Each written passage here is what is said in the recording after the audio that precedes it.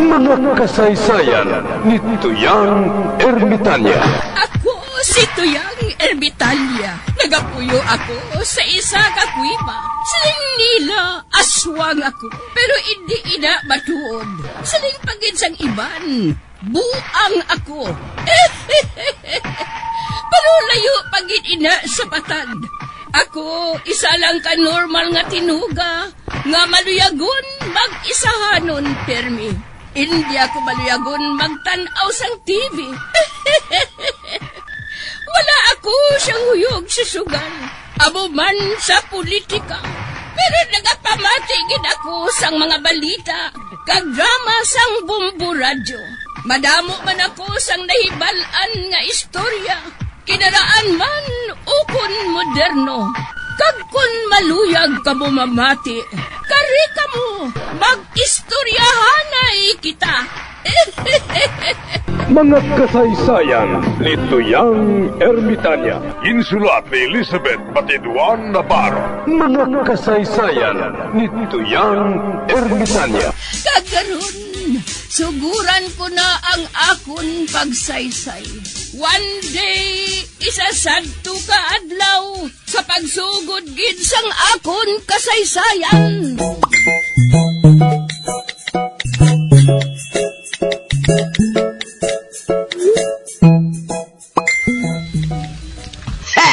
Siguro, nahadlok ang tigre. Nga kung usapon niya si Buklan, malatnan sa sang bukol sini. Man may virus nga da, anak mo. Kag basi bala kung magdako man iya nga liog. Kag magsaka ang virus sa utok, mapatay si Buklan. Kag sa baylo nga maghambal siya, mangurob siya.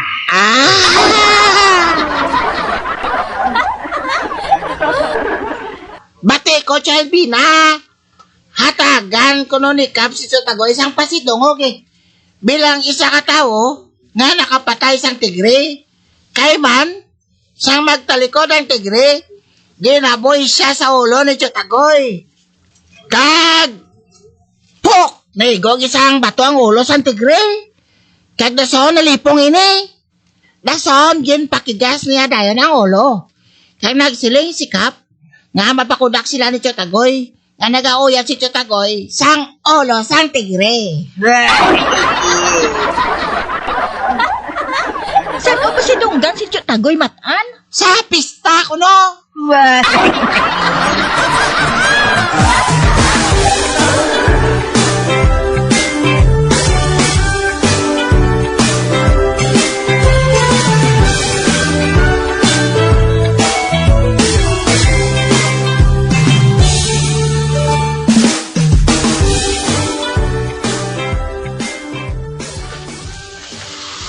Ara naman ang insect na si Vicente, ho.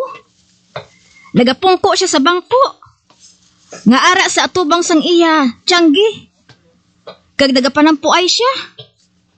Ay, bugnohon ko bala siya. Ay, maayong aga, Vicente. Oh, maayong aga mas sa imo, olay. Ay, bakal na sang akon utan nga kalubay kag alugbati. Nami ni Salaswa. Oh, tamalan pa ko subo malaswa. Ay nga aman, may problema ka bala? Oh, ako na may problema. Ay unsa man nga problema? Oh, nagka-problema ako sa ako na asawa. Basta subong wala pa kami sa bata. Karagabi wala ako nagakalipat sa pagtunggong sa iyasang ako na sperm. Pero wala man sa gihapon buso. Amo gali? Oo, nagalibugit ako, olo. Hindi ka na lang magpalibog. Magpangita ka na lang sang iban nga babayi. O siya ako na asawa? Pitful ako sa iya?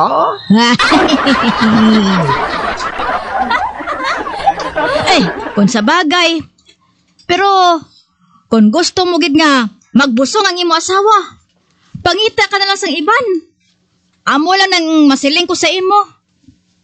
Sige ha, amo na ako. Kay malibod pa ako. Ay, oo gali. Hindi ka magtaya. May tip ako para sa imo.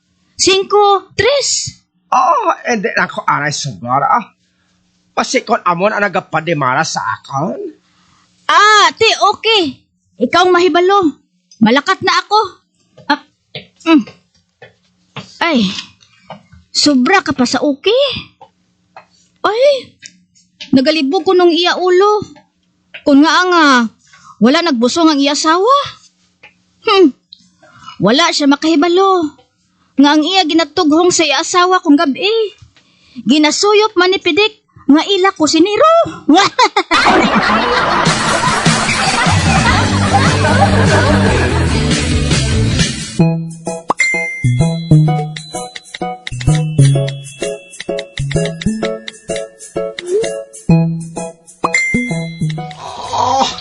Karo nakahibaro na ako. Naabtan ko akon asawa kag si Pirek nga naganuman sa hanay sa kusina. Oh, ang akon gari ginatugho nga sperm kung gabi. Wala naman siyang poros. Kay ginasuyok man ni Pirek. Oo, nagpahapos lang siya. Gani patyon ko akon asawa. Maluib siya. Patyon ko siya sa bonggit. Unahon ko si Pirek.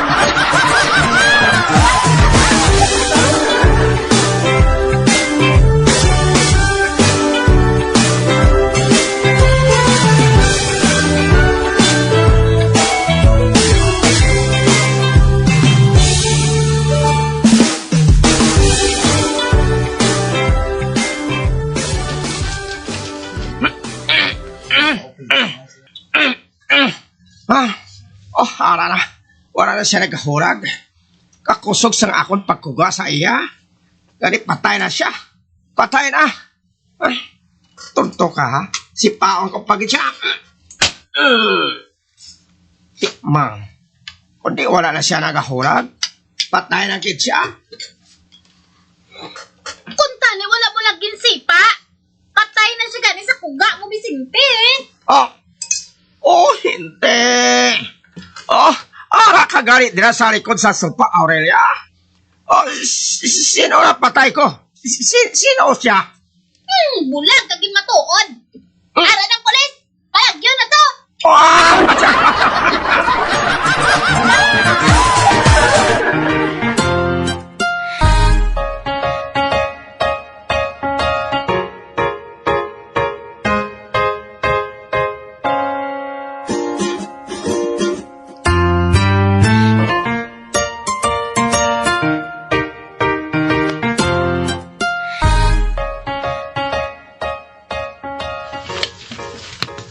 Nakapamahaw ka na, Matan? Wala pa gani.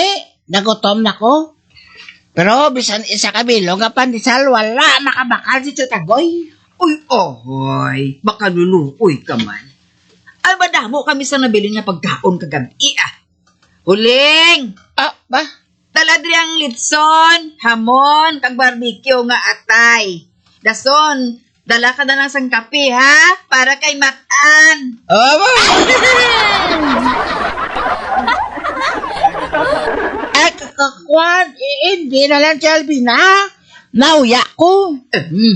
Gaga ba huya ka? Daluoy lang kuya sa imo. Kaya permi lang nagahapyot ang imo nga tiyan. Sugod sa nangin boy ka ni Buklan. Albina. Ari ng pagkaon kag kape. Wow! Dopista ba? Ay, taon na Matan, para nga mabusog ka.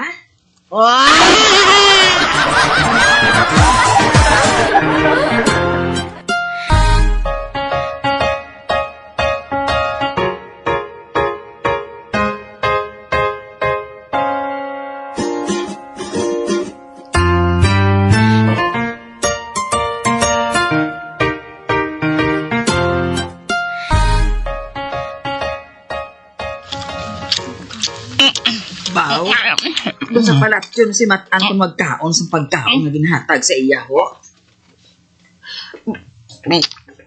Uy, ubos dayon? Ay, di niya ginpanunod ang pagkaon man?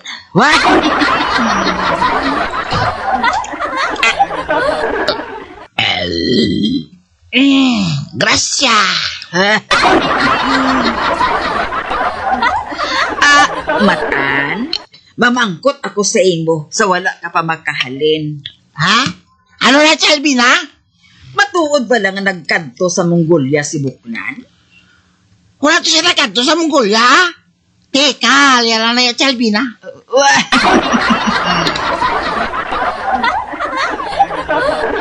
Kalang ulo sa tigre?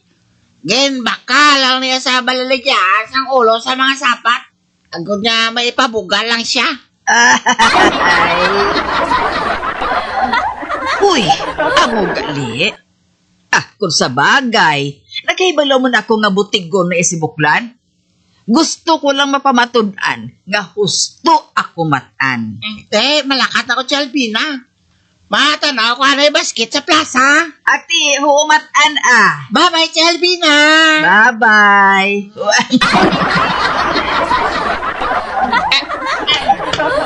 Ato na siya. Ay, abaw. Kaayo, gid bang panginto kay Buklan ba? Jutayan ako nagpati nga nagkadto sa matuod sa Mongolia. Makadto ko kay Kap. Hambalon ko si Kap nga hindi siya magpati kay Buklan kay wala siya makakadto sa Mongolia. Hasta lang siya sa Murcia. Kang iya ginapabugal nga ulo sa tigre. Ginbaka lang niya dito sa Murcia. Gani hindi siya dapat nga hatagan sang pasidungog.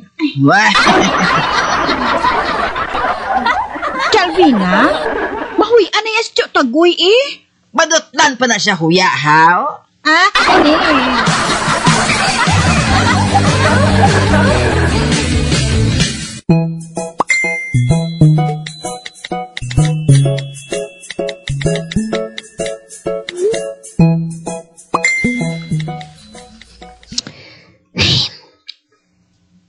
Tres diez, seis dos, cinco cuatro.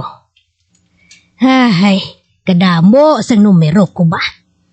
Kung tadi malagpatan ko ba?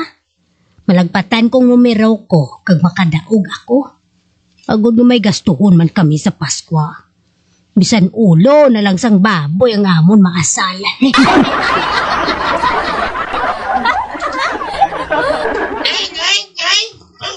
Oh, ano Pilimon? Tingnan niya ang sila Madre. Mangkuta si tatay mo. Kay siya na ang nagatago sa mga butang nga amo sina.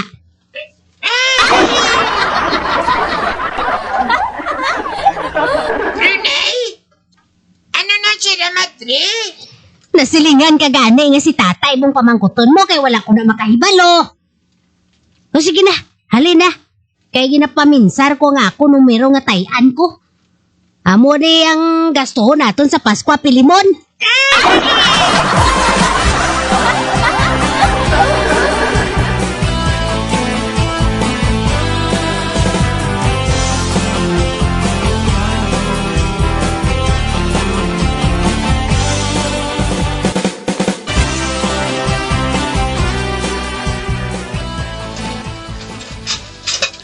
Tay, ano na ang sila Madre? Wani na bukid ina Filimon. Amo ina ang nagbulig sa mga tao sa nagligad nga bagyo. Dira sila nagpalipod, gani wala sila mano.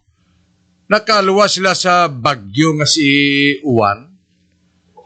Kay man may nag-aistar na kuno nga hindi pareho sa aton mo.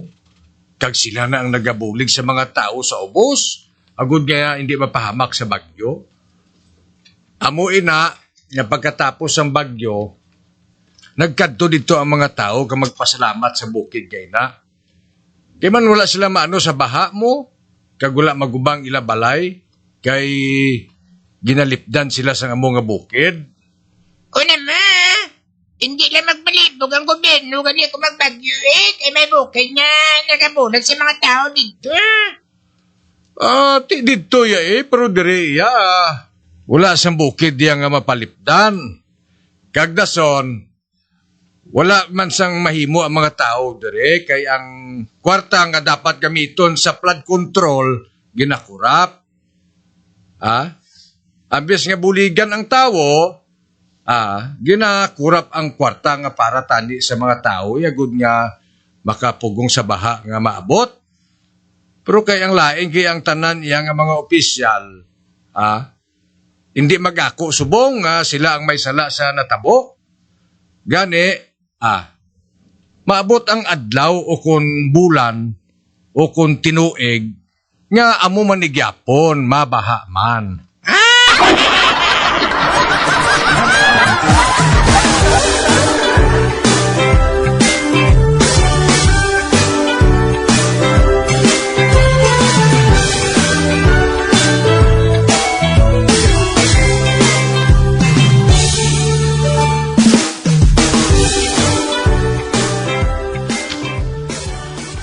Huwag mapauli na bala kita sa ingwang. Oo. Yan nga nagidili kagid. Masikon, maptan kita diri sa Marzalo na kuno-kuno nga daan nga mga People Power Part 3.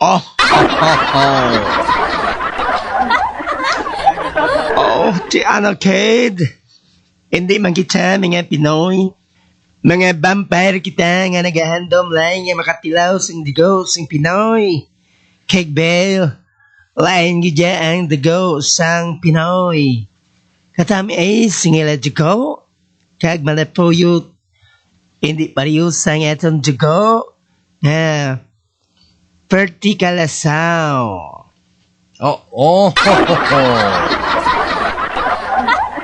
Pagkaling gaining mga Pinoy, wala gid madudla. Hindi gid mabato ng ila konsensya nga ang kwartis ng banwa iya sa mga tao. Kag wala agin butang para nga koraponon nila. Kag gusto nila nga daw sabkin panogli sa ila sa mga manggaranon nga mga kaliwat. Amin ang rason kung nga nagahimo sila sang tanan nga paki agad makasalod sa gobyerno. Kaya nga handom, amo ang pagpangawat kag mangin bilyonaryo. Wala labot sina, ginataha pa sila sa mga tao. Kung dito sa England, nalagas kita sa mga tao, tungod mga vampire kita, busalan nila ang atong mga baba, kag isulod sa presuan nga madrom kayo. Man, mga kaliwat kita ni Dracula. Kani ang mayo sinibel, mapakunok-tunok kita nga mga Pinoy. Kag magasinggit nga, Marcos resign.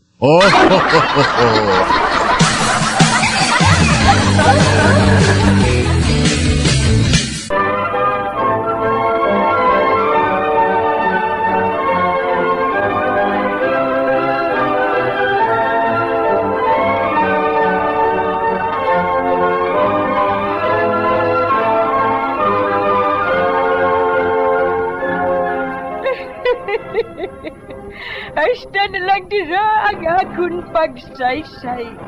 Tugtugwas, makitaay naman kita. Mabuhay kita tanan. Mga kasaysayan ni Tuyang Ermitanya. Mga kasaysayan nga makalingaw sa inyo tanan, bata o kuntigulang. Mga kasaysayan ni Tuyang Ermitanya. Insulat ni Elizabeth Batiduan Navarro. Mga kasaysayan ni Tuyang Ermitanya.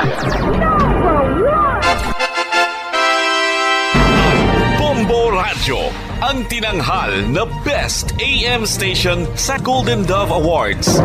Best AM radio station, Bombo Radio Philippines. Bombo Radio Philippines. Patuloy na #1 sa drama. Mas Paradyo! Bombo!